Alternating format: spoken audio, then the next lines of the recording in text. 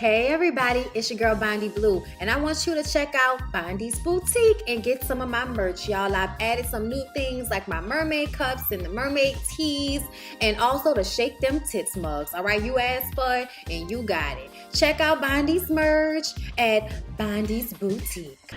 Hey everybody, it's your girl Bondy Blue, and I am back for another Love and Hip Hop Atlanta review, you guys. Before I get into it, I want to let everybody know. I don't know why that turned into a song, god damn it, but I just wanted to let y'all know that I'm going to be bringing back my lives motherfucking advice in the month of May. So every Thursday at 8:30 p.m. I didn't know whether I wanted it to be 8 or 9, but after looking at what a lot of y'all said about what time frame would be best for y'all, weekdays after 7, okay, usually after 4 or 5, all the way to 9, okay? So what we're gonna do is we're gonna do this at 8:30, all right? Hopefully it'll only be an hour or less, and that'll be that. So I'll start back up with MFN advice. If you don't know what that is my advice show that I have done in the past. A lot of people who've been with me for a long time, they know about it, okay? It's time for my motherfucking advice. It's time. Y'all remember, okay? So I'm bringing that back. Thursdays, 8:30 Central, okay, that's 9:30 Eastern. All right, I know people who be trying to get to bed after 10. I hope I don't keep y'all too long, but in order to like make up for the time difference everywhere, 8:30 Central seems to be the best time to do this thing here.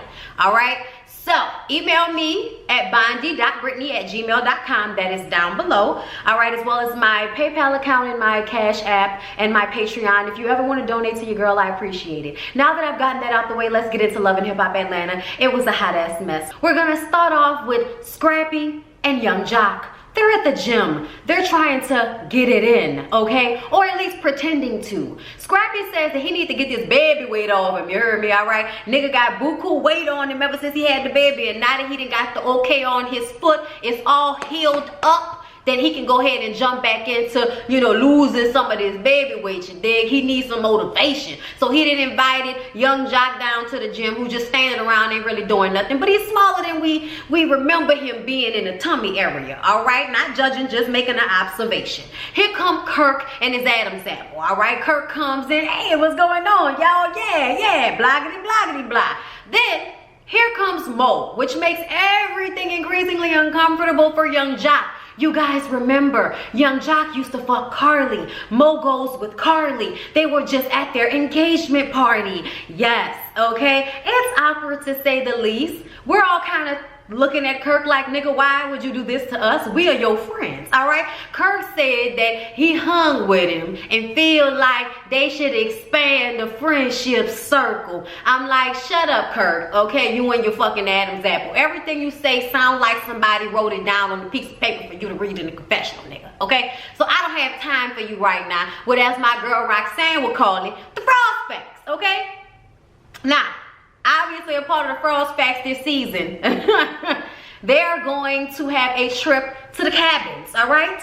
And we recall a similar cabin trip where Kirk was in the jacuzzi with a salacious young woman, okay? Getting that ass popped up and down in the water, all right? It started the drama between Kirk and Rashida. It was the first time he did something on camera that had us looking at him like, now what the fuck is going on here?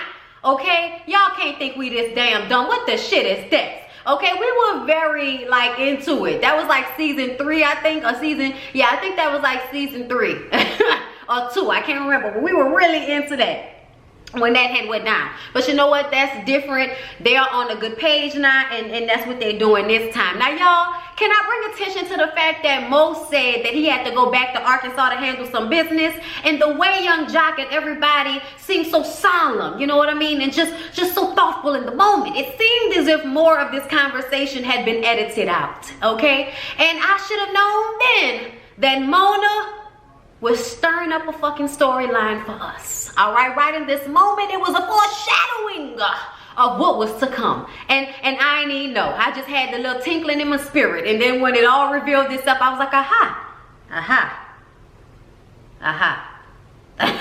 I knew it was some bullshit, okay? Scrappy is excited about this, okay? He is looking for opportunity to stop hanging around his single friends and be around some married folk, and they're excited about it, all right? Next, Kirk and Rashida making their rounds throughout the episode, letting everybody know about this trip we going on this season, all right? And then they go to lunch with BK and his Beijing beard and Sierra, okay? Sierra says that she and BK have a rocky past. They been through some things, okay? And after he apologized last year, they still on and off. They still learning how to work out things, but they are definitely making progress, okay? And I just kind of feel like Sierra is basically telling us that nothing has changed. He's still fucking over me, and I'm still dealing with it. We're just trying to get him to the point where he's better at hiding it from me.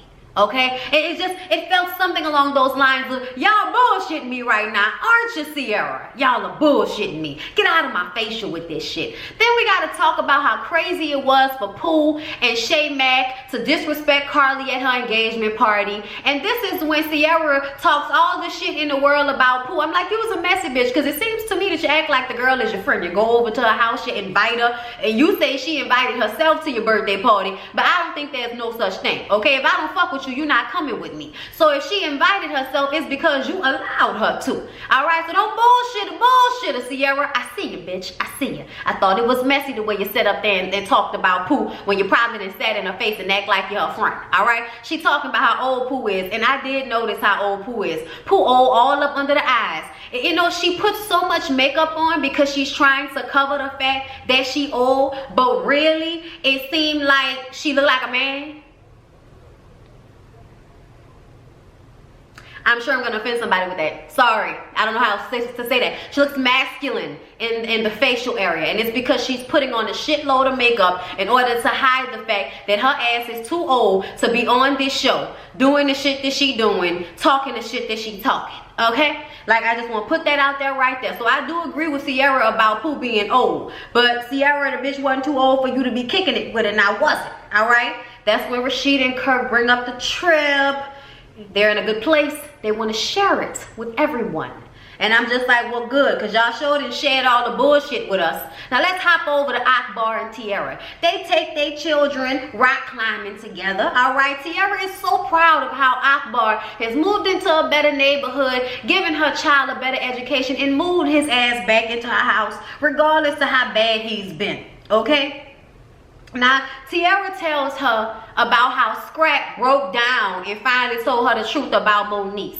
And I was like, girl, that nigga did not break down. You beat the shit out of him and annoyed the piss out of everybody watching until he told you what it was. Even though the only reason he wasn't telling you is because he didn't want you to get all of your feelings and overreact, which is exactly what you did. But in no way, shape, or form was Scrap feeling like he had done something wrong by admitting to you that he was having a relationship of some sorts with Moniece Slaughter, who you acted like who, you know, you didn't even fucking know. Now Akbar tell her, well, girl, you know I knew about Moniece. She was like, girl, you my friend, why you ain't tell me? And she was like, girl, I don't want to be in your drama.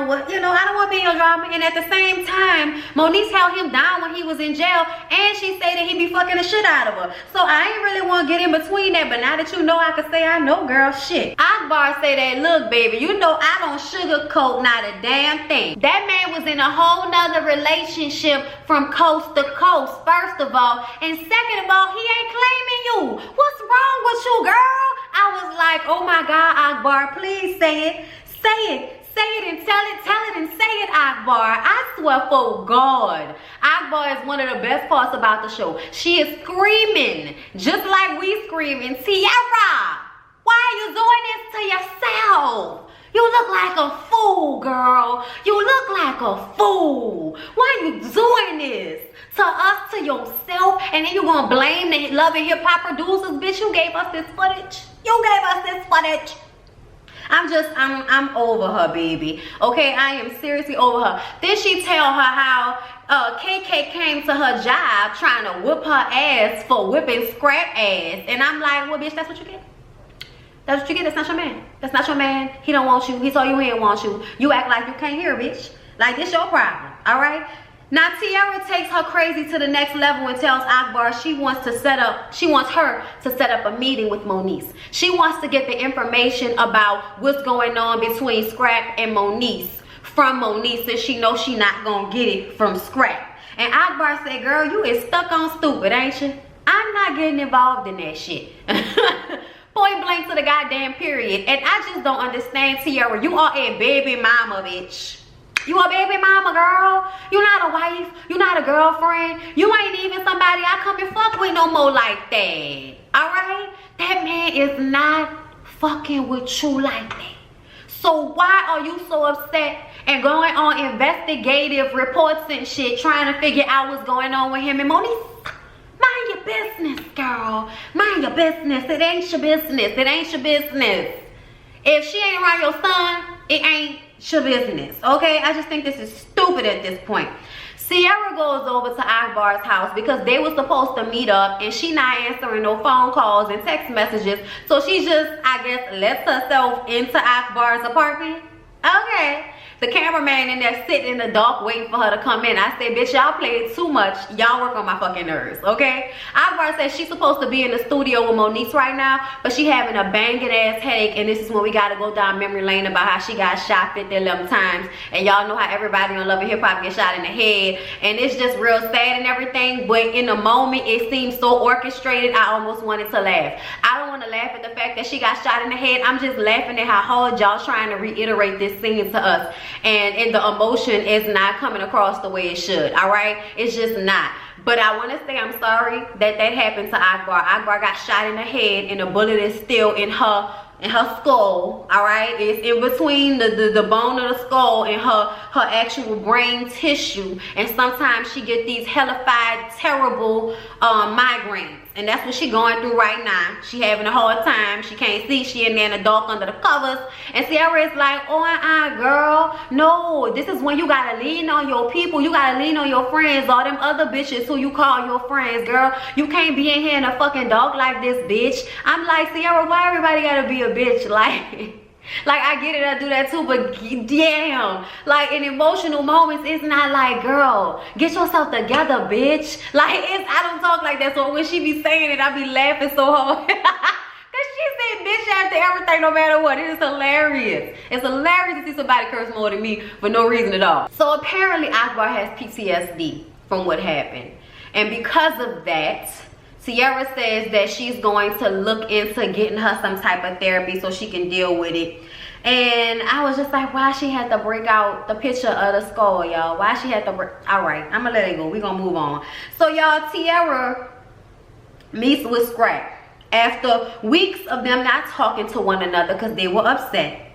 Tiara first apologizes for putting her hands on him, but she says at the same time he needs to stop playing with people fucking emotions and shit. He know what he be doing. He be throwing rocks and hiding his hand, all right? And he was messing with all these different women, and he was like, girl, don't do that, okay? At the end of the day, nobody thought that when I was coming home, I was coming home to them, okay? I'm talking to people, but I'm not with nobody. All right, this is basically what Scrap is trying to say to everybody he is currently fucking or not fucking. I ain't with none of y'all.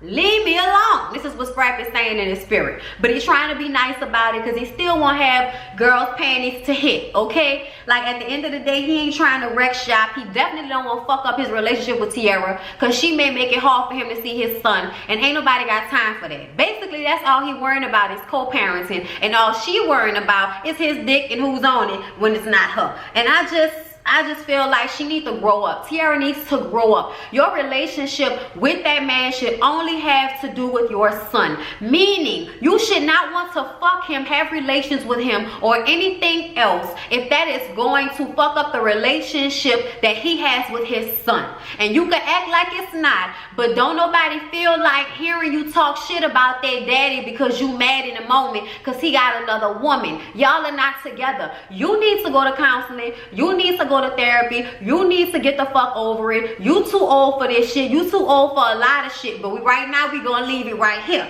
All right, Tiara, you need to get it together, baby. This is just not a good look for you. We always tell you how beautiful you are and how you should know better than this. All right, Scrap throws in her face the fact that she went and got married not too long after he went to jail, so he don't know why she worrying about him. She says that that was just a rebound and that was nothing, and it's like, girl, please, the only reason it wasn't nothing is because he had other bitches riding in your car crashing them and shit. All right, let's not front like that wasn't a shit show for a whole bunch of other reasons other than the fact that he was a rebound. Girl, go ahead somewhere with that. Go ahead somewhere with that. Okay, Scrap basically says the only thing he worrying about is being a family, and to her that sounds great, but I feel like when he said be family, she feel like that mean all us together, not necessarily co-parenting. And he needs to get very vocal and stop mixing the fucking lines like he likes to do. You need to be very matter of fact about what you trying to do with Tiara, because you know she crazy. That's all I got to say about it. Moving on. Shay Mack goes over to Pooh's house so that she can tell her what happened at the club. You know, how she lost her fucking job by reading a note talking about how old Carly Red is, as if we already don't fucking know that Carly 45 years old. Girl, we know that. You ain't give us no new information that we didn't already know, Pooh. And honestly, bitch, you way too old to be sending messages through other young girls. You fucked up for that. I don't like you. I don't like you for this exact scene right here, okay? Yeah, maybe I didn't like you because I feel like something wrong with a woman your age that, you know, do this type of shit. But at the same time, the thing that really blew me was the way you didn't give a fuck about how this fucked up Shay Mack job. All you cared about was the fact that you went ahead and got your message across without having to be in the room. Okay, that's the only thing you was worried about. They told you not to act a fool, so you sent Shay Mack over there to fuck up her job and act a fool. Now don't get me wrong, I blame Shay Mack just as much. You influenced her, but she's a grown-ass woman who should be able to decipher that that wasn't the best decision for her and her family. Fuck all of this, I'm mad at Carly because Carly played me dust. Bitch, so the fuck what? So what? Okay? But she realizing that Pooh don't give a damn. Pooh said, I don't care. Okay? I do not care. She knew what she wanted to do. I just talked her into doing it. So there. And I'm just like, oh, you ain't shit, huh? I see why Carly don't want to fuck with you no more, bitch. You up to no good. I wouldn't want to hang around you either. But I also never would have hung around you, bitch. Okay? I'ma just tell you that right now. So in order to make Shay Mack feel better, Pooh comes up out her closet with a two-headed vibrating dildo. And now we know exactly what the party's hitting for. And I just kind of feel like, no, we aren't ready. Like, girl, don't nobody want fuck you. Go ahead somewhere with that. Don't nobody want fuck you, Pooh. Go ahead now. Please stop, young lady. Oh, Lord. Or should I say old woman? What is wrong? Oh, Lord. So Tokyo and Shekinah go down to the bar to talk to Shay Mack. They gotta let her know how fucked up she was for what she did to Carly. Tokyo said she need to apologize. Shekinah said she need to get that devil up out her and stop with the bullshit. So what? Carly disappeared on your ass. She ain't your real friend, girl. Alright? I love how Shekinah and Tokyo be going around being the voices of reason and shit. That shit is hilarious. Okay? Shekinah said you let that girl influence you to do the wrong damn thing. Okay? That's exactly what you did. And now Shay Mack is feeling bad about what she did. Maybe she should have handled it differently. So now Shekinah is going to hook up the meeting between she and Carly so that they can talk about this. Now that she realized she wrong, bitch. How old are you, Shay Mack? Shay Mack is regressed, y'all. I'm sorry, poor baby, but she's too old. She's too old for this type of mind fuckery that she allowed to happen to her. So Carly gets a call from the doctor, y'all. The doctor say that Carly is miscarrying. That's why she was bleeding for the past month, because she miscarried. So Carly immediately gets on the phone and calls Mimi. And Mimi's like, I'll be right over. Give me 30 minutes. So 30 minutes goes by and here come Mimi. So, oh my God, what's going on? What's happening? And Carly tells, I had a miscarriage. And she's like, oh, I am so sorry, Carly. for real, as a friend, I am so sorry for you. And I'm just like, y'all, I feel bad for Carly. Please don't get me wrong, but it just seems very convenient that this is the way the storyline is playing out. And y'all know Mo in Arkansas right now, so she ain't got nobody to lean on while she cries about this. And Mimi says that she was the first person to reach out and check on me when that man shot at me and tried to steal my car. Okay, so so she had to show up for her girl Carly, right? So after all that is said and done, and all the comforting is done, and you know, we just come to understand that Carly can still have children. She can still try. It's just that she miscarried this one. And y'all, I don't mean to play and joke around. I just want to make a serious moment lighthearted, because I do feel bad for her. Shit, I feel like shit whenever I thought I was pregnant and I wasn't. So I can't imagine knowing you are pregnant and miscarrying with all of your hopes and dreams on, you know, having a baby and having this little boy. So Carly says that when Mo left and went to Arkansas, he forgot his laptop at her house, which is connected to his cell phone. And she's been getting all of the text messages between him and that woman in Arkansas. So Mo gets to the house, right? And she's ready to kick him to the curb. And Mo instantly starts to explain what went down. He says that this is a woman who he was friends with, who he had a relationship prior to his relationship with Carly, and her baby is a couple of months old, and come to find out, she says that the baby is his. He didn't want to tell Carly until he got a DNA test. But Carly is pissed off because she feels like he was supposed to tell her. You didn't tell me, you didn't let me know. Okay, I don't believe you. I don't believe nothing that you're saying. Okay, and you know what, the doctor called and I miscarried. And he's like, what? That's terrible. And she like, yeah, I miscarried. So you know what, you can go back to that bitch. Okay, you can go back to your son. Okay, with your thirsty ass. You can go back to your son, because I'm done. And Mo is just like, girl, I have done everything that I'm supposed to do by you. I never cheated on you. I did not, you know, cheat on you in any way. She said, well, you was communicating with this girl. And he was like, that wasn't nothing. That was me having conversations with her about the fact that this might be my child. And if it's my child, I'm gonna do the right thing and take care of my son. Well, this really must make Carly feel like shit, knowing that they were really trying to have a son, and that some woman then already gave him a son. So she's feeling some type of way, and she's pissed, and she's not trying to hear him out. And he tells the producers and the production people that he is not about to be disrespected. He takes off his mic, okay, and then, you know, exits the premises. And she just like, yeah, get out my face. I'm like, Carly, you's a fucking bird.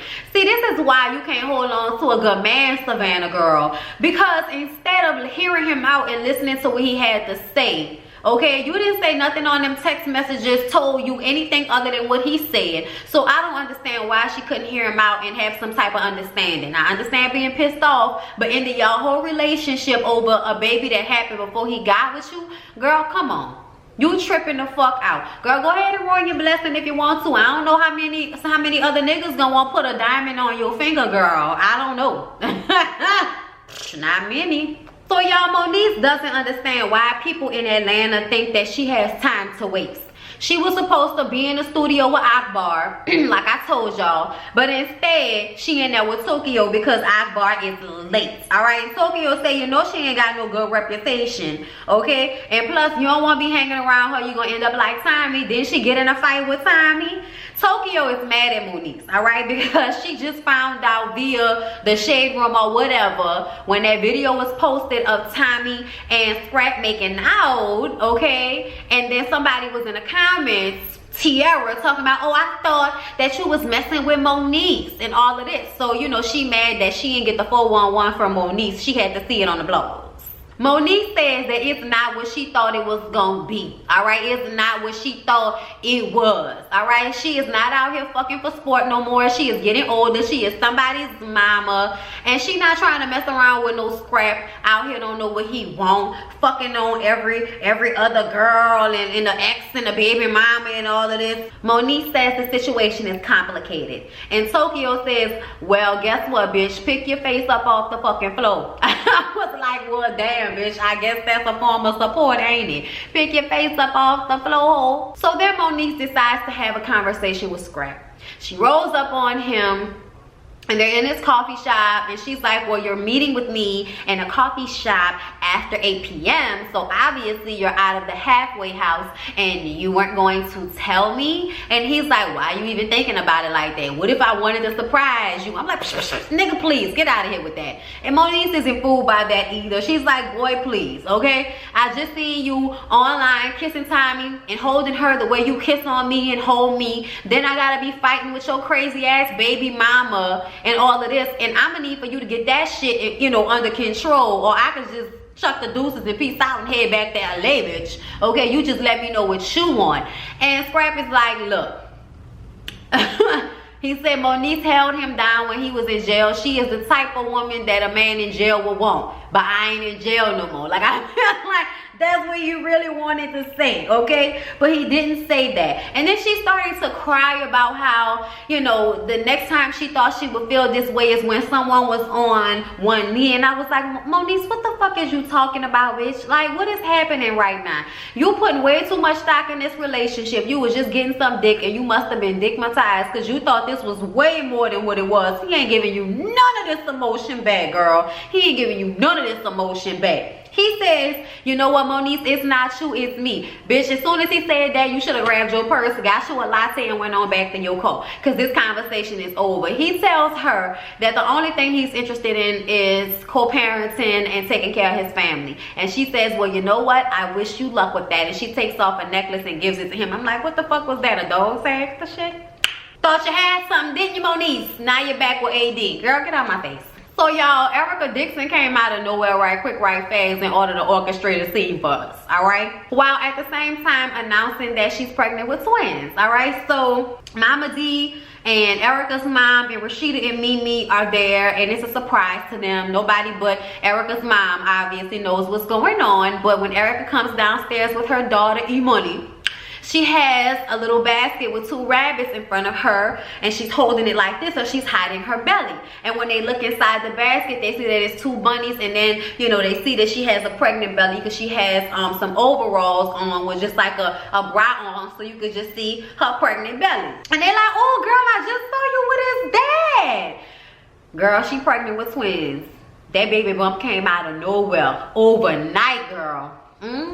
Everybody's so happy for Erica. I'm happy for Erica. She says she with somebody. I don't know who she with, but I know somebody gonna put it down below in the comments. She says that she is keeping her relationship private. She learned from her relationship with Scrappy, and she's keeping it to herself. But obviously she had to say something about these 2 babies, because I follow her on Instagram, and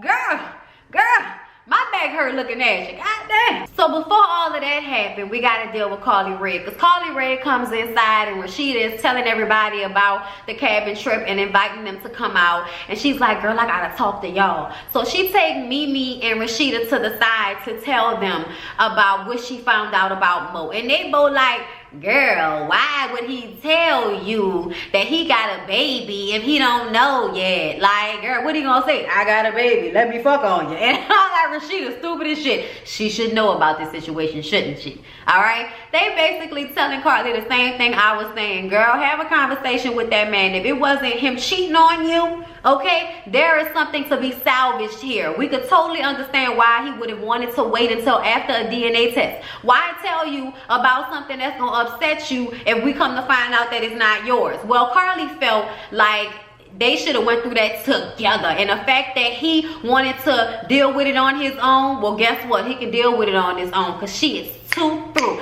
I'm like, Carly, you thrive off drama, bitch. If the nigga ain't dogging you out, you ain't happy. As far as I'm concerned, I feel like she creating an issue where there is none. So after that, Shay Mack and Shekinah come through the door so that Shay Mack can apologize to Carly. She's very sorry. She didn't mean to get all swept up in Pooh's drama, but she felt some type of way. She felt played by Carly, so she was just being petty. And because Carly has fucked up many a bar mitzvah, engagement party, birthday party, album release party, bitch, video release party, she done fucked up a plenty of those for other people, so she understand the pettiness. She accepts Shay Mack's apology, but she ain't fucking with Pooh, okay? She say fuck that hoe, and I'm like, girl, I understand. I don't like her either.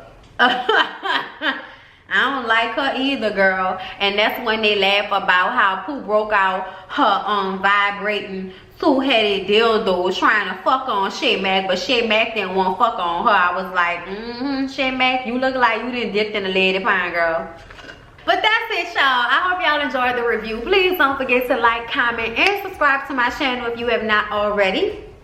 And yeah, that's it. I love y'all. See y'all in the next